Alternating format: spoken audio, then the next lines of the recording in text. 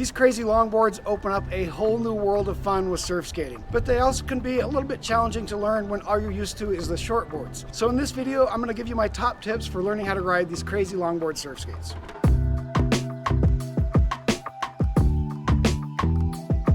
My first tip is that you want to find the right place to ride them, which for me is a place where you have a long, gentle decline.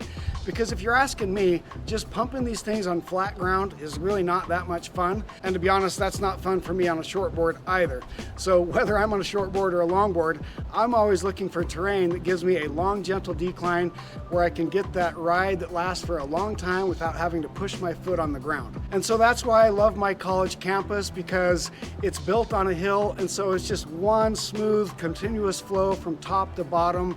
And that's where these longboards really shine for me. Or you may have seen the video I made with Taylor Arroway.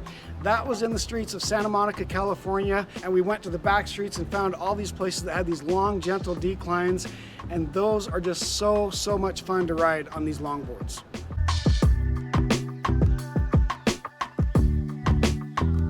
Now, when it comes to actually riding these, every single person I've ever seen ride these for the first time does the exact same thing. First of all, everybody assumes that just because these are so big and long that it's going to be really hard and clunky to work, but that's really just not the case.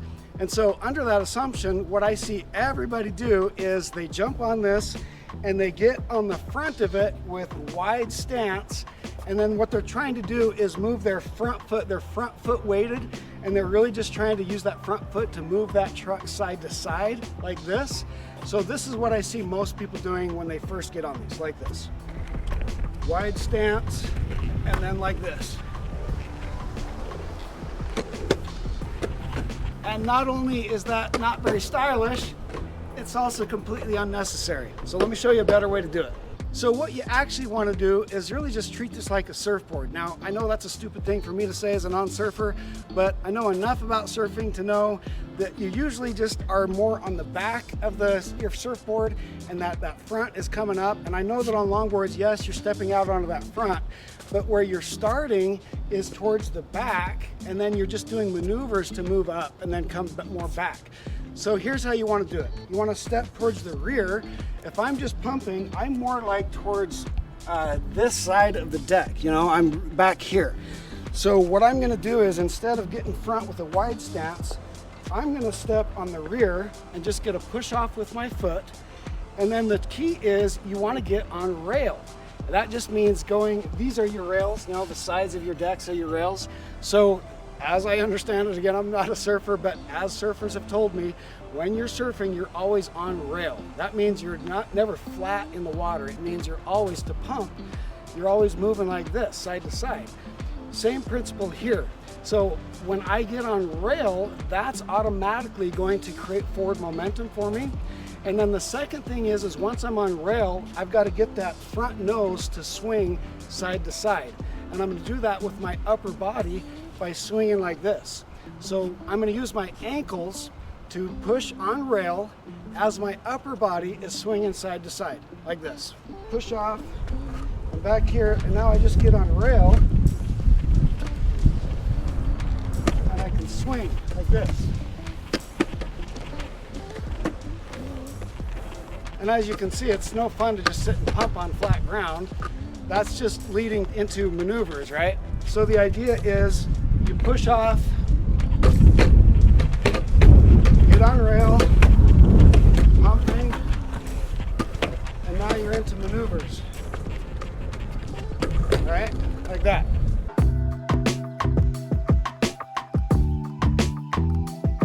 And included in all of this is the tip that a narrow stance is more stylish than a wide stance.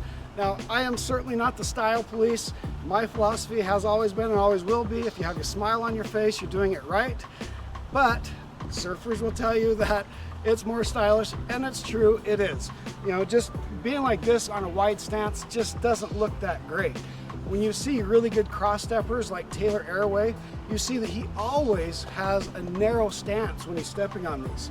So it's the difference between what I showed you, like this, versus narrowing your stance and then stepping with narrow stance. the whole point of these is to cross step, right? It's not just a pump.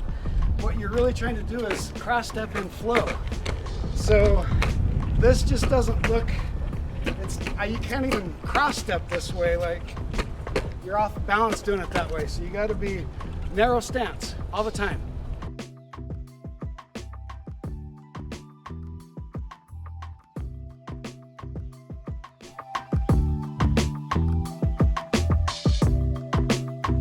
Now, because I get bored on flat ground pumping, you will see me in my videos to travel long distances on flat ground.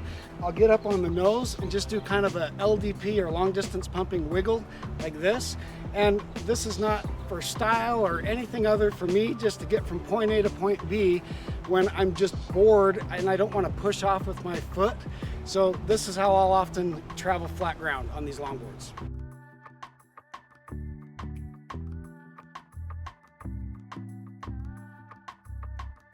But that certainly is not any kind of proper surf skate technique. That's just a silly little thing that you can do if you get bored, just pumping like this on flat ground. And I've been demonstrating with the Bigfoot, but all of these principles apply to whatever crazy longboard surf skate deck you're riding. So I can just demonstrate. I've got a few others here that I can demonstrate on as well. This is the 57-inch Sasquatch that'll come out next year after the Bigfoot.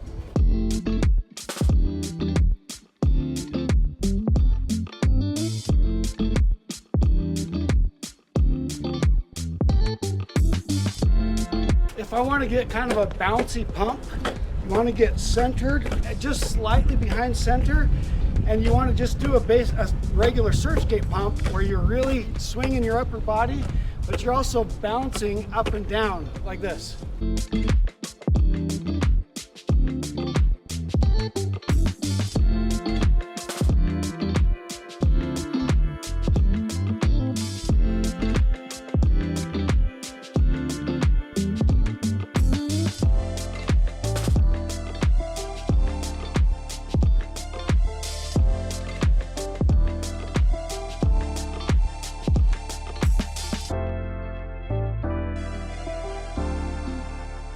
So again, you look at this monster Hamboards deck. This is 78 inches long. It's 4 inches longer than I am tall.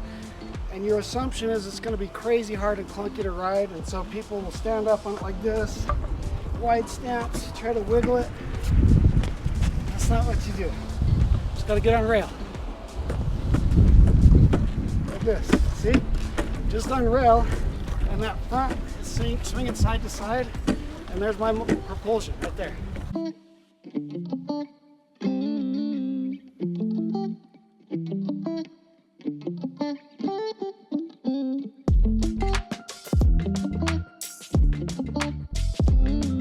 And my final tip is that you want to learn how to cross step in flow. And by that I mean is it's not very fun, as I've said, to just walk back and forth along your deck on flat ground on these. What you really want to do is find little places along your skate where you can, in flow, move forward and backward on your deck.